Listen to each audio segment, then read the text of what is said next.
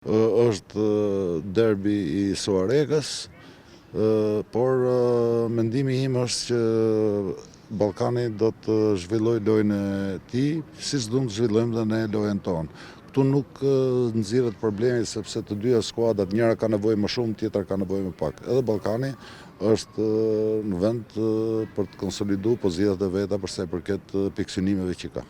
Ne duhet mendojmë më të keqen. Edhe më e keqja është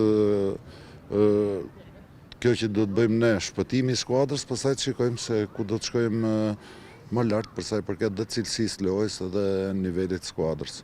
Kështu që mund ndeshja me ekipin e Malishevës më dha një farë indicie, më dha një farë kuraje për ta bërë skuadrën ashtu siç kërkojmë. Gjithë dim që Ballkani është kampion aktual dhe ne do t'i qasemi ndeshjes me seriozitet dhe besoj që edhe kundërshtarët tonë që janë poshtë tabeles janë ndeshjet do t'i luajnë mes vete, neve na mbetet që të fokusohemi te kjo ndeshje dhe të dalim faqebardhë.